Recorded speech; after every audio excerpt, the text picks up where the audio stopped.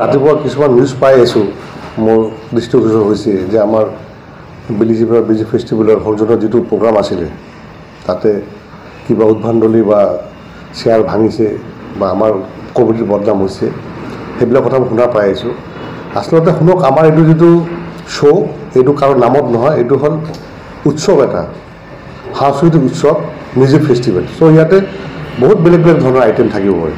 তাৰ ভিতৰতে আমাৰ মুখ্য আকৰ্ষক হিচাপে আমি মহম্মদ ফেইজ আৰু ঋতু পাঠকক ইনভাইট কৰিছিলোঁ। তেওঁলোকে ফ্ৰী অফ কষ্ট আমাৰ এই প্ৰগ্ৰামত, যিহেতু চেৰিটেবল শ্ব', তেওঁলোকে সেইকাৰণে আমন্ত্ৰিত হৈ আহিছিলে।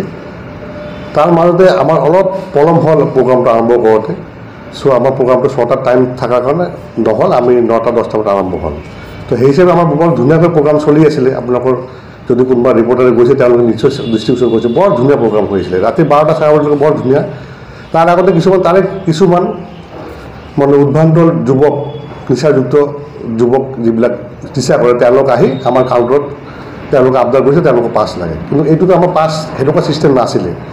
আমি যিবিলাক ধৰক টিকেটৰ ছিষ্টেম কৰিছোঁ বেছিকৈ সেইবিলাক ডনেশ্যন আছিলে, আমাৰ পুচিং ডনেশ্যন, যাতে এটা ভাল এটা প্ৰগ্ৰাম, কাৰণ ইমান ডাঙৰ এটা প্ৰগ্ৰাম চলাবলৈ অলপ ধনৰ আৱশ্যক হয়। তো আমি সেইকাৰণে ফ্ৰী অফ কষ্ট কত মানে পাছৰ ব্যৱস্থা কৰা নাছিলোঁ। তেওঁলোকৰ উদ্ভণ্ডলি যেতিয়া ৰাতি 12টা বাজি গ'ল, 12:30 বাজি গ'ল, তাৰপিছত তেওঁলোকৰ উদ্ভণ্ডলি বেছি হ'ল। ইপিনে আমাৰ যিজন মেইন মুখ্য আকৰ্ষক আছিলে মহম্মদ ফেইজ আৰু ঋতু পাঠক, তেওঁলোক অলপ মানে ভয় খাই গ'ল তেওঁলোকে বস্তুটোত, যে তাত কি পৰিৱেশ হৈ আছে। তাৰপিছত আমি তেখেতক গ'লোঁ, বুজালোঁ, কিন্তু আল্টিমেটলি তেওঁ কনভিন্স নহ'ল। এইবিলাক উদ্ভণ্ডলি, এইবিলাক ল'ৰাৰ উদ্ভণ্ডলি চলি থকাৰ কাৰণে আজি এইটো আমাৰ এই পৰিৱেশটো বেয়া দিশত গুচি গৈছে। ছিংগাৰজনে কি আহিছিল?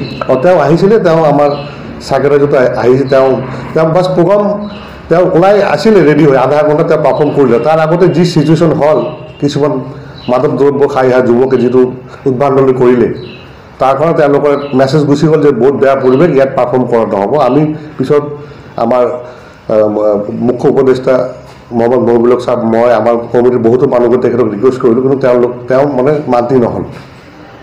এইপিনে আৰু উদ্ভণ্ডলি বেছি হ'ল। তাৰপিছত এনেকুৱা এটা চিটুৱেশ্যন মানে থিয় দিলে আৰু তাতে। তাৰপিছত দেখিবলৈ পোৱা গৈছে কিছুমান চকী, সেইটোৱে কথা। এতিয়া তেওঁলোকৰ মানুহৰ বিবেক চাওকচোন। এইবিলাক আমি তাত নতুন বছৰ হিচাপে তেওঁলোকৰ মানুহক এটা নতুন বছৰ উপহাৰ দিব বিচাৰিছিলোঁ আমাৰ মিউজিক ফেষ্টিভেলৰ জৰিয়তে।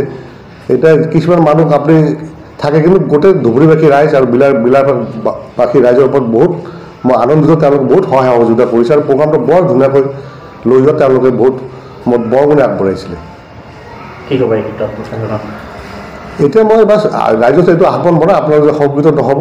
আমাৰ কমিটি আকৌ অহা দিনত আৰু ভাল প্ৰগ্ৰাম আপোনালোকৰ মাজলৈ লৈ আহিব। মোৰ FS প্ৰডাকশ্যনৰ লগত থাকিম মই যিহেতু প্ৰযোজক আৰু অভিনেতা।